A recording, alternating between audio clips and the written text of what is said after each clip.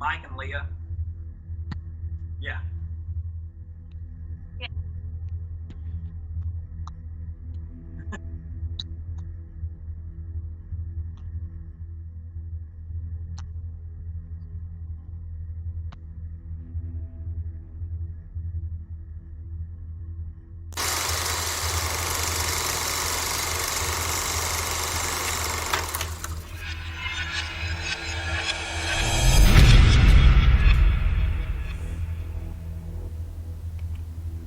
Hey everybody, welcome to the Everything Paranormal Show. I'm your host Josh Morris, and joining me live is Paranormal Help, Mike and Leah. See, I always mess up names, and it's live. But hey guys, thank you for joining me.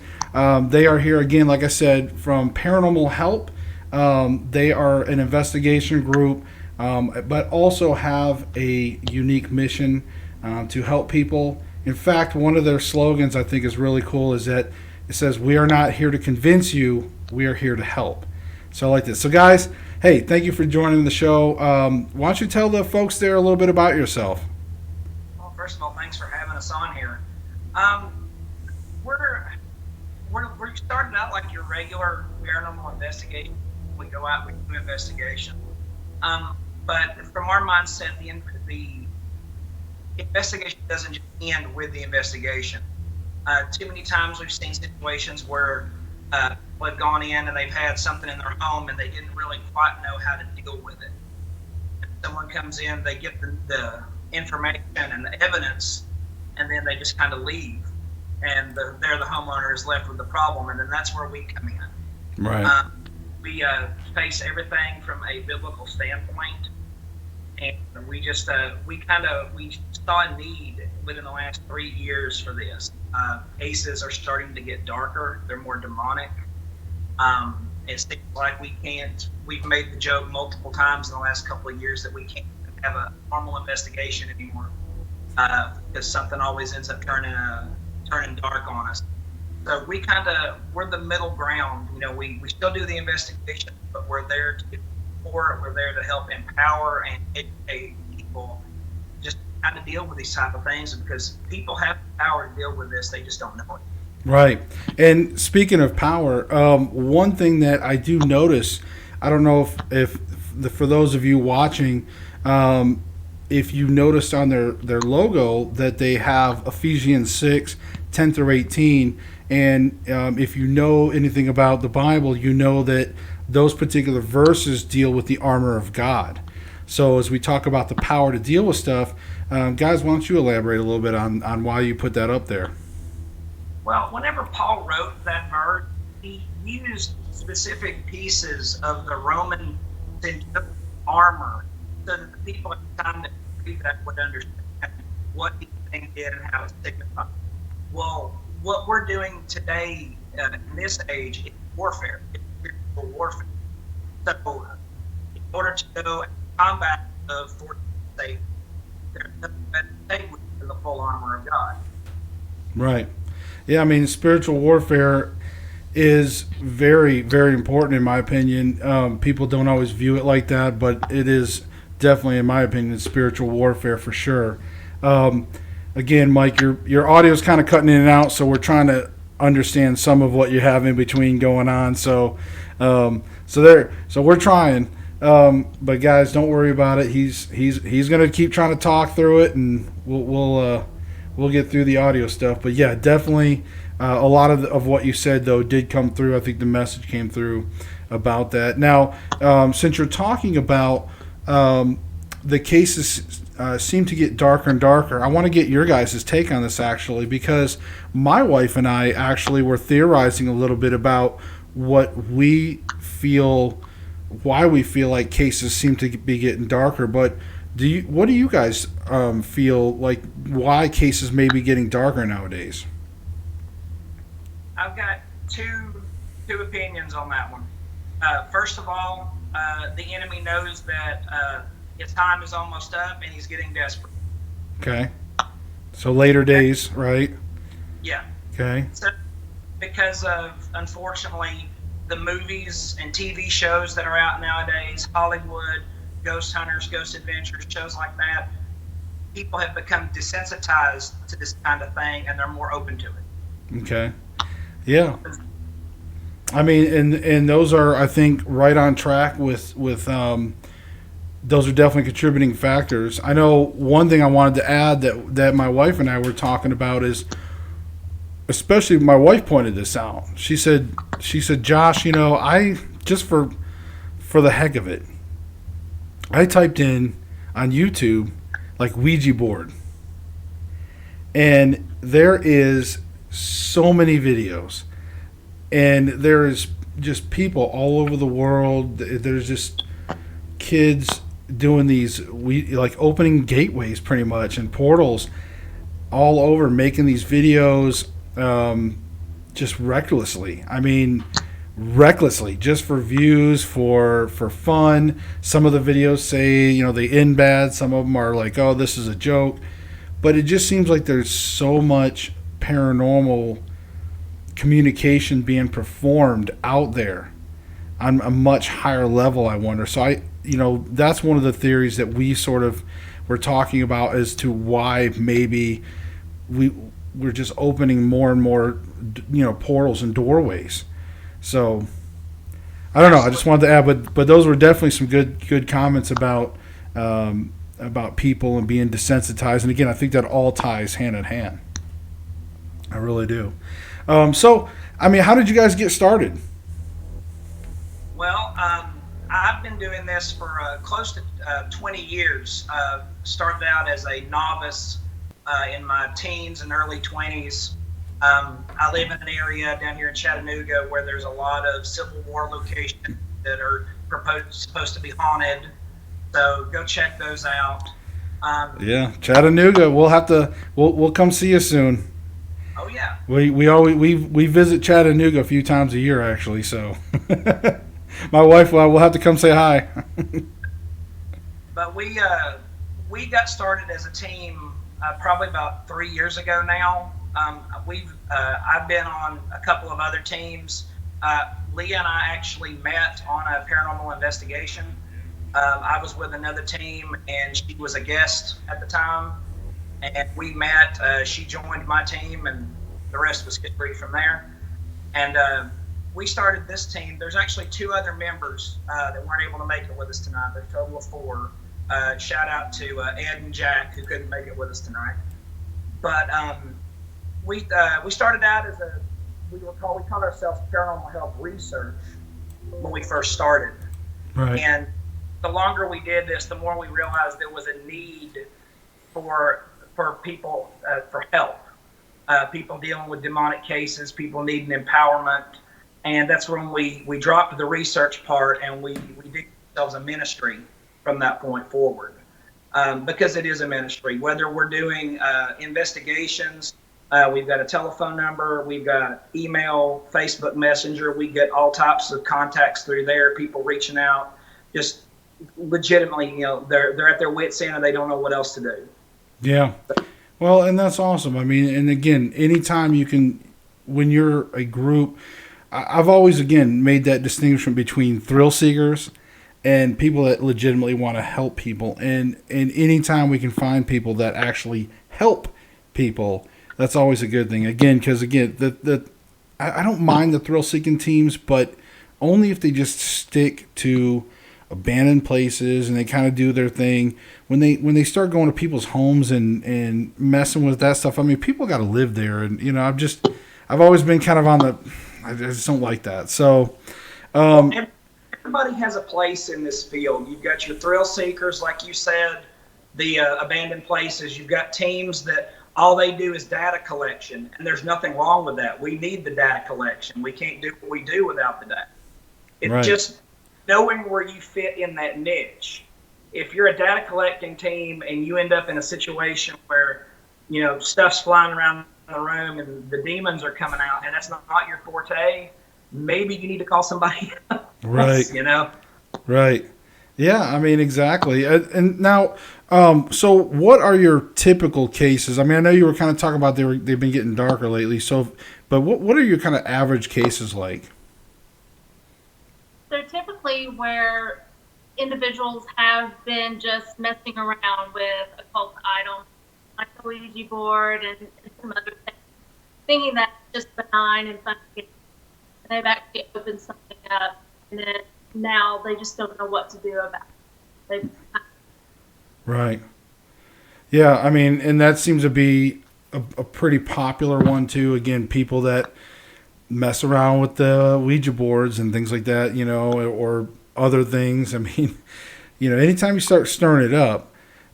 So has there ever been any cases that you've had to defer to like another group or ministry? Like, have you had to go even higher because it was something that was just too large scale for you?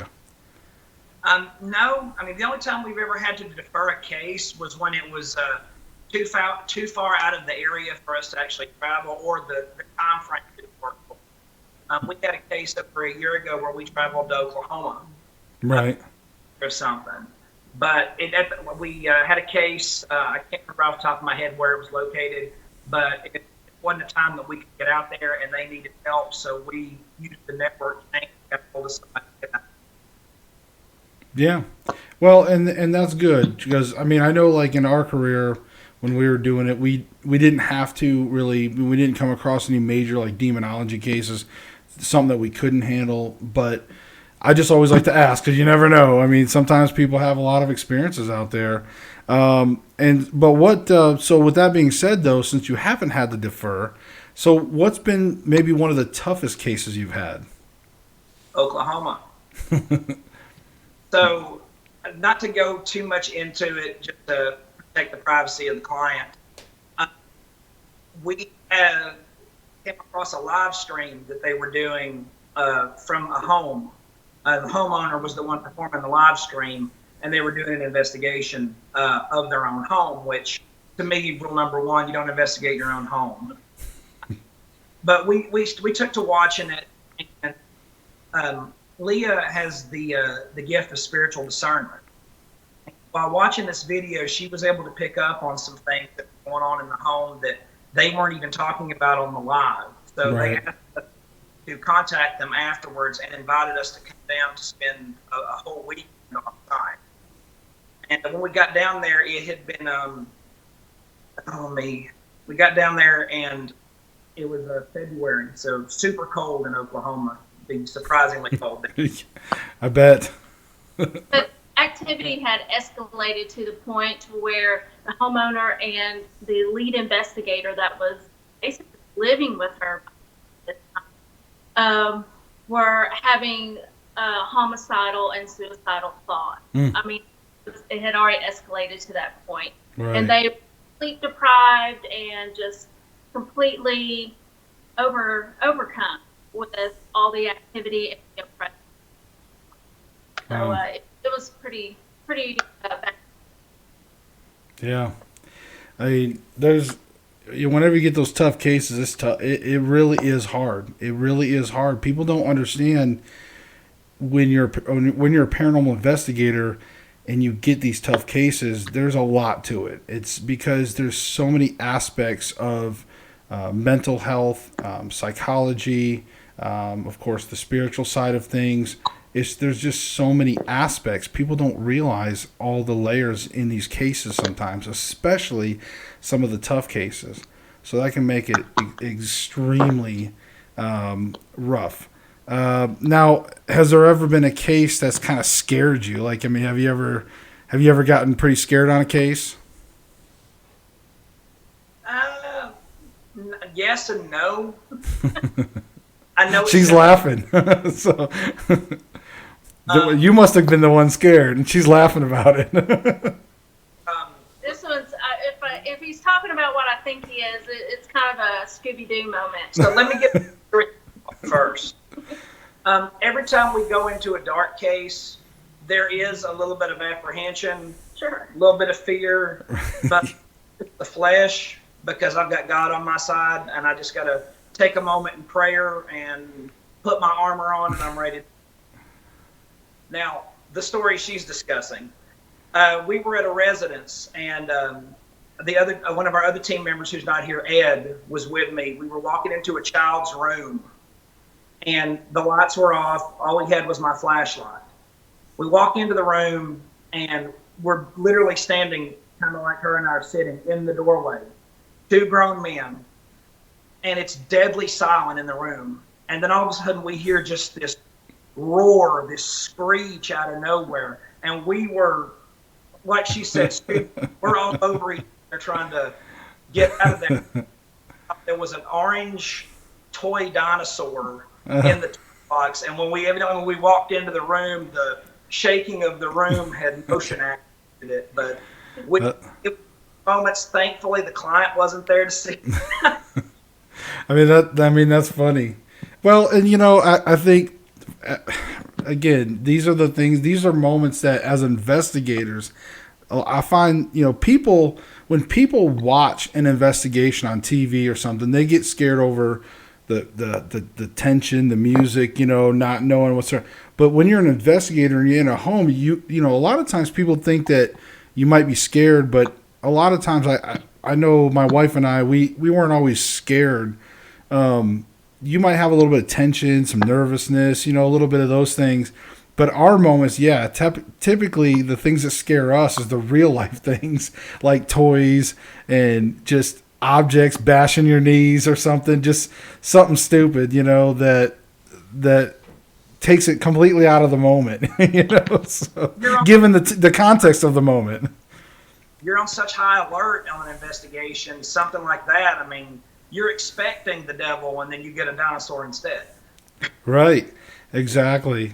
Now, so what are you guys' just overall? Do you guys kind of stay just in one? Like, how far is your travel area, so to speak? I mean, with case wise, like if people need your help in your area. I mean, it's really unlimited. The Oklahoma case was beneficial because they told us, they said, if you'll come, we've got a place to stay. We'll put you up. You can stay with us. That's, if somebody far enough away needs us that bad, we'll come. As long as we get the time to get there. Like I said, that one case we had to hand off because just time, we weren't able to get there quick enough when they needed it. But we're based in southeastern Tennessee. We hit Georgia, South Carolina, Tennessee, Alabama, Mississippi super quick, but we're going to go where we're needed. Right. Well, that's good. And I know that, like I said, we've never charged for cases, which is, in my opinion, you shouldn't. If people want to pay for or offer for certain, like, you know, hotel expenses and things, if a client wants you that bad and things like that, you know, I agree with that. But I personally, or my wife, you know, we never used to personally ask anybody for any type of, you know, money or anything like that. So I agree with that. I think that's awesome. So what's something about your guys' paranormal investigations? Do you feel like you have anything that's a little different or unique compared to other investigators maybe that you've seen? I think that something that's unique is we add in the education part. We, you know, present educate them about what is there, and then we offer recommendations for resolution. Not, hey, here's what's in your house. I just wanted you to know. It's more of, okay, this is what's in your house. Now here's what we can do to try to get this resolved. Right. And also, and that in a lot of these cases, especially the dark cases, it's more or less a process. It's not immediate. I mean, you can have some immediate relief with a house blessing, but it's a process and definitely a lifestyle change. Just like you said, this affects people mentally, emotionally, and a lot of that alone takes time. In essence, you have a PTSD to some degree. So Right. you have to work through those emotions and that feeling it and really gain that self-confidence back of being the owner of your home. Right. I think that's unique to what we generally see. I'm sure there's other people that do that, absolutely. Yeah. From an experience standpoint, we've actually had, and I'm not I'm not bashing or anything. We've had situations where we've had to go in after another team to do cleanup, because that's what I mean. If it's not something that you're equipped to handle, there is no shame in saying, hey, I can do this like somebody else in here. Right. Well, and I agree. And that's one of the things that, and unfortunately, pride and ego is very big in the paranormal industry. So sometimes they don't like to admit that they can't handle it. You know, it's easier for them just to, say certain things and then, blow that off. And then, the client is still left there and they still have problems. And there's not even sometimes just paranormal problems, but even just emotional. And like you were talking about, that PTSD from the incidents. My wife chimed in there in chat and said that she reminded me of a time that we were doing an investigation. We had the owner of this business with us, and we were lights out, and we were doing this investigation. In fact, it was pretty decent. We were seeing some dark shadows and stuff and whatnot. We were experiencing some stuff, but right in the middle of the height of everything, there's just this bang on the door, just this boom, boom, boom, and lights, and it was actually the police. So they had, because we were in a business and they saw movement and lights and things, inside the windows. So they were just doing their job, checking on things, and luckily the owner was there. So it was a kind of a comical moment for us as well. So scared all of us. So, but yeah, she reminded me of that one. That's definitely a funny one. So yeah, getting back to what we were talking about as far as,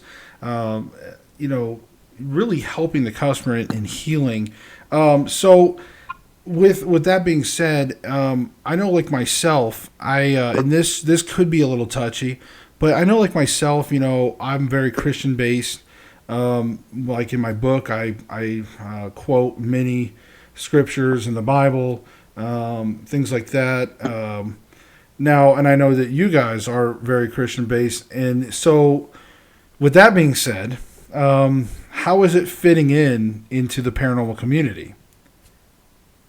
Like a square peg in a round hole. Right.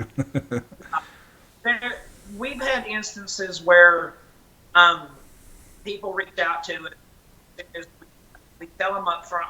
In the beginning, we didn't do a very good job of it, but now whenever someone reaches out to us, we're very we're upfront. Like, now, everything that we're going to recommend to you is biblical based. Do you have a problem with it? Right. Unfortunately, go, no, I'm not going to do that. And right. And it's heartbreaking for us. We have to say, there's really nothing we can do for you.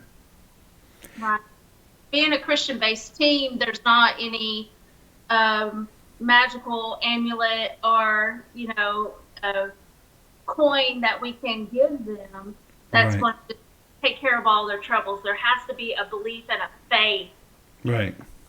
Or else there's no power to it. It's just words that you can just say or things that you can hold or look at. So it's not, there's nothing there. There's nothing that we can help them with if they. Right. We've seen people where they'll say, well, yeah, I'm Christian. I prayed, I said to Jesus, to take it out of my house. Jesus this, Jesus that. Unfortunately, a lot of people wave the name of Jesus around like it's a magic wand. Right. But faith behind it, because in the Bible, he himself said there are many that will say to me, Lord, Lord, and I'll say, I never knew you. Right. Right, exactly. And, there's a line in a movie called Stigmata, and where the demon asked the father, how's your faith these days, Father? And it's always a line, and my wife loves bringing it up. I like bringing it up. It's always a line that if you really think about that, it truly is important, because the demons, the evil spirits, the ghosts, they obviously it's about faith, and if you have that faith, that belief, if your faith isn't there, I've seen preachers and pastors and stuff, if they come in and bless the home, their faiths aren't always there. They're up there, beating a pulpit, and their heart's not in the right place sometimes. And so again, if the right person comes in with the right convictions, then yes, you will have the armor of God and you'll be able to combat these things. So I do think that's very important for people to understand when it comes to faith and how strong your faith is. That conviction is what's really going to help a case out. Because if it's not there, it's just going to continue. It's just going to continue. We can come in and do the blessing, but there's not a change and there's no faith when we're gone. It's going to come right back. We can come clean your house, but if you keep pouring dirt on the carpet, we're not going to come back. Right, and and that's true. And again, that's what I'm saying. You have to fix the location. You can't just come in and wave a magic wand and things like you were talking about earlier. And trust me, people love that. They think you're going to come in and just do some kind of blessing, burn some sage or something, and do some cross signs or something, crucifixes and things, and there you go, all fixed. And then when you're talking about the faith and how maybe some things within your lifestyle you're going to have to change or alter that may actually be bringing these things in, you're like, whoa, wait a minute. Don't you just have like a cross I can have or something? I mean... You got a prayer that I can just say every time? Right. I know.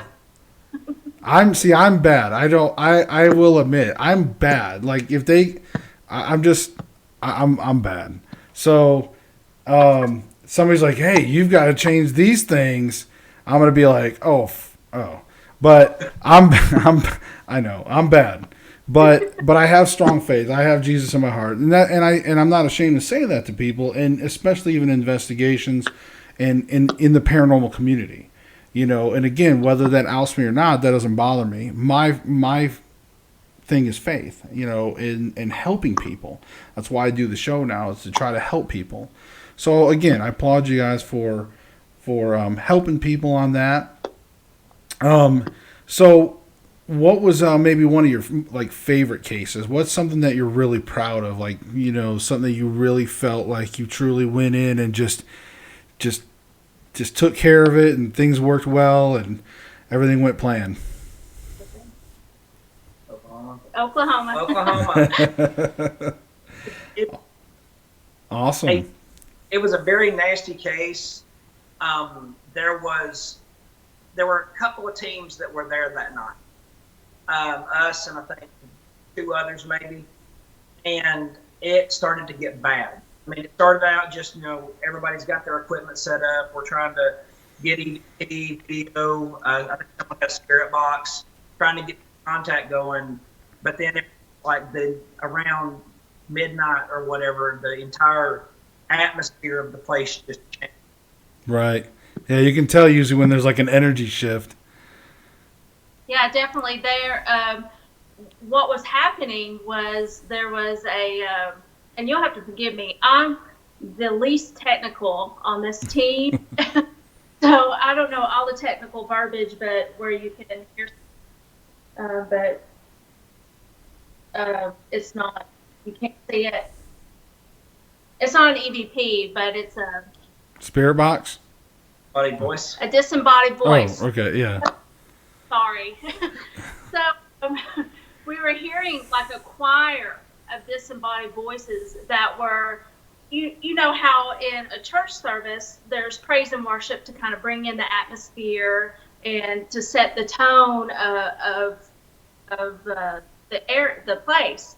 Right. Well, the same started happening, but it was a chanting and a singing to usher in the demonic. It's something I have never heard before to that level, and it wasn't just me hearing it, everyone in the room was hearing it. Right. And as that just started to roll and then get louder and louder, we were, I guess, to some degree challenging it, or maybe not challenging, but I guess trying to, build up our muscles just a tad bit by playing praise and worship music, where we would turn up the volume of that chanting would go down, and then if we turned the volume down of the praise and worship, the chanting would go up. So we were just really trying to get a feel of what we were dealing with here. It's like stereo wars. Jeez. It was the most craziest thing I've personally witnessed to that level. But so as the night progressed, it slowly got worse to the point that we were running live streams. We made the call to cut all the live streams off just for the safety of viewers, because what a lot of people don't realize is there is something called transparency. Stuff can go through video and stuff like that, and so to protect the people that were watching, we cut all the live. We had to move several of the other investigators out of the home, and we immediately started spiritual warfare. And now in that point, I can't really tell you much of what happened after that, because whenever I let the Holy Spirit take over, he's the one doing the job, not me. I'm just the vessel. Right. I know there was a battle, and God showed up and showed out. We're able to remove it from the home. We spent the next morning blessing the entire property, because it wasn't just that house. The house was also part of 3 other properties that were owned by the same person. Oh, okay. And it just said the community itself, because not to give too much away, this house had a history of murders and suicides happening. Right, a lot of trauma. Yeah. So after we got done with that, we cleansed the house. We got with the homeowner. We gave her some information. When we got back to home, we continued to stay in contact. We gave her information. I'm proud to say to this day that she has no more problems out of that home. Nice.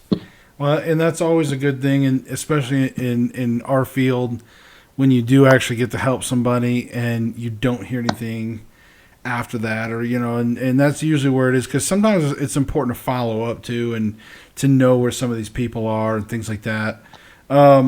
So I guess kind of getting into you reminded me about the technical side of things. What type of instrumentation do you guys like to use on investigations? What's some of the things that you like to use for your... I can't even get her to carry a flashlight. And that's a safety thing. We are, compared to a lot of teams, we're low tech. We have the basics. We've got a night vision camera. We voice recorders. I've got some old school. A lot of people don't realize you can use a compass as to determine. Right. Experiences using the compass, finding some things, but we still, occasionally something will come out on the market that we'll pick it up. But from a lot of stuff, we're low tech. We still get the job done. We don't take all the bells and whistles to get the job. Right. Well, yeah, and I know I remember earlier you did say that you were kind of you went away a little bit more from the research.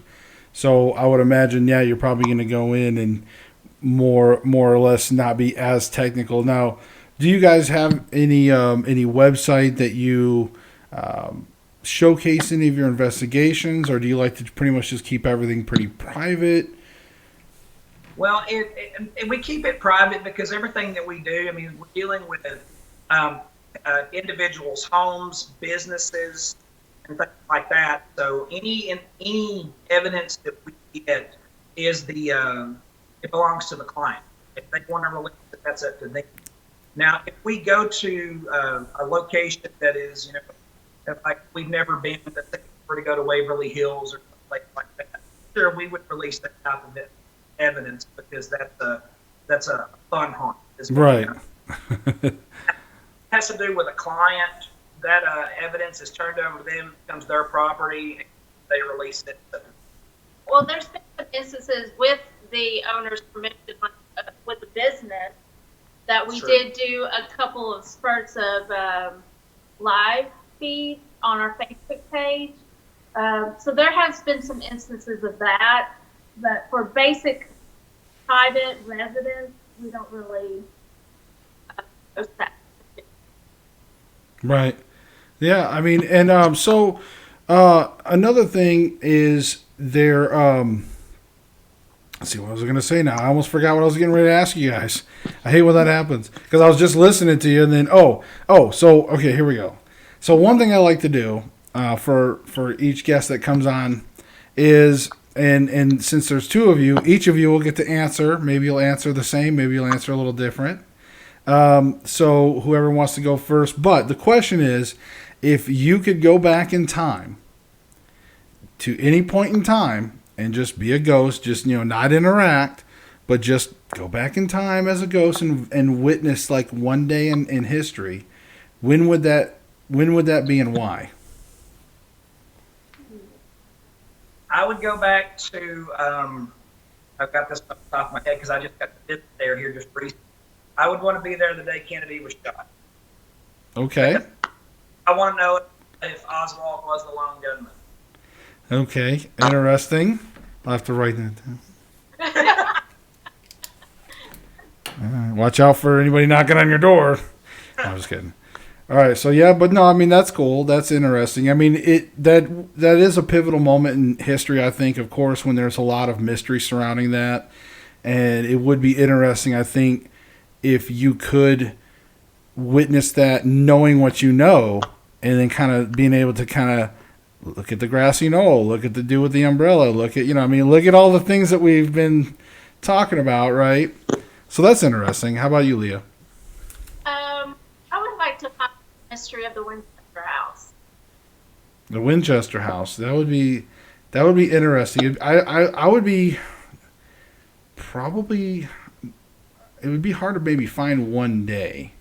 Right. Yeah. But that would be interesting. That would be interesting. Of course, I like to let people know my day would be to have a day of at least a day of the pyramid construction. I would like to see some mysteries unfold about how they really was building some of those pyramids. Of course, I'm a believer in the giants of the days.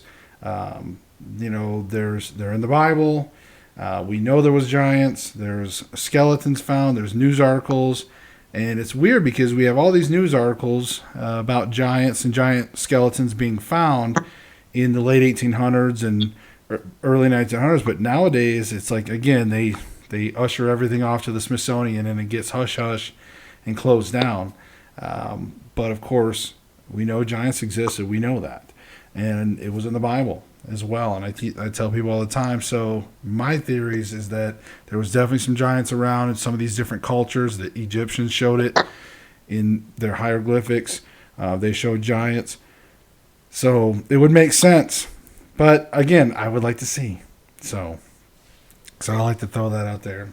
Also, as we get ready to wrap up here soon, unless we get any questions from the chat out there tonight, but I would like to give you guys an opportunity to talk about maybe some of the upcoming things that you guys have, or some things that you would like to shout out about your guys' services. Well, we definitely stay busy with a lot of emails, phone calls, and messages of people wanting us to look at their own evidence that they've taken or try to work through they really did. I know we've got a couple of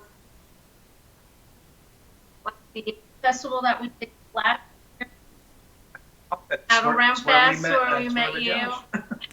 We got invited. Going next year. Oh yeah, the Outer Realm Fest. Yeah, that was good. That was fun. We do a monthly video newsletter. Okay. Comes out. We initially started it with a print version. We typed it up and sent it out, but we noticed in this day and age of media and high-tech streaming and whatnot, people seem to prefer the live videos. So we do a live newsletter each month on the 1st. If it's not exactly on the 1st, it's usually close to the 1st. So that's something we do every month. Mm-hmm. Yeah, I mean, that's awesome. And like I said, and so now you guys are accessible through Facebook mainly, or where's your main medium? Where do you like to be contacted? Do you have a website or?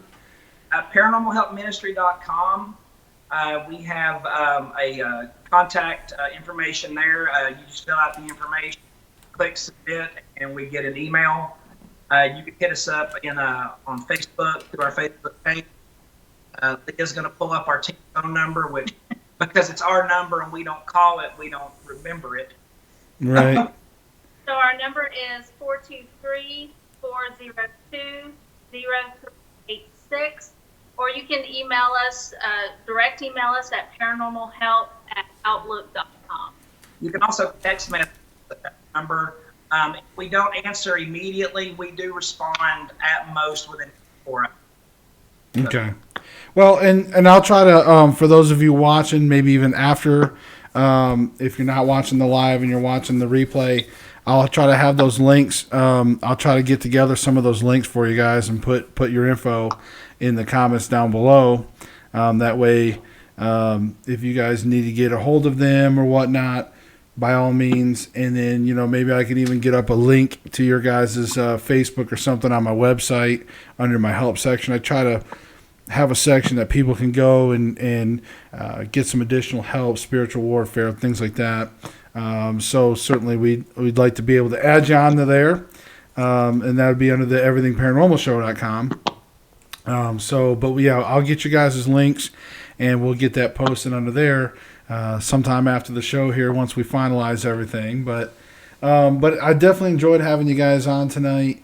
Again, I love having other groups out there, and I really wanted to get you guys on here. Ever since we met at the Outer Realm Fest, I've been hoping to get you guys on at some point because I knew that you guys were a little different. You weren't the typical, and, I've seen some teams, and I'm not going to say whether they were there or not, but there's some teams that seem to be more about their logos and how they look and, things like that.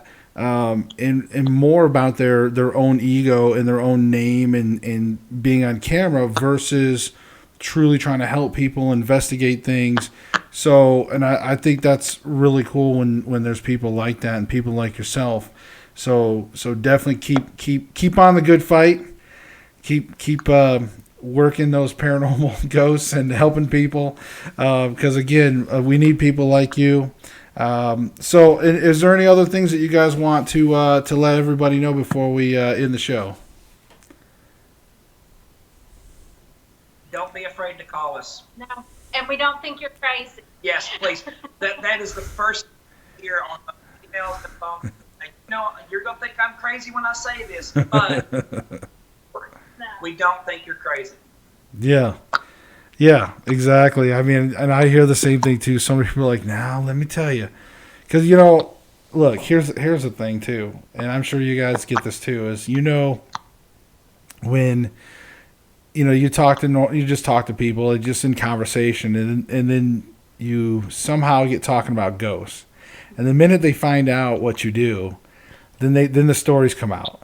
And they're like, now listen, this is going to sound crazy, or I don't know if you're going to believe this or not. It's like, look, I do this all the time. Trust me. Just hit me with it. Trust me. And every once in a blue moon, I might get a little shocked, but yeah, I mean, so that's awesome. But other than that, like I said, guys, Mike, Leah, you guys have been awesome. I appreciate it. Hey, guys out there, make sure if you need your help, especially, they said anywhere, but I know that they're out in Tennessee, Chattanooga area, especially. If you guys need help, hit them up. Go to their website, click on like on all their stuff, subscribe to all their stuff, do everything you can to support these guys because they're good folks. And remember, y'all seek the truth. I'm Josh Morris.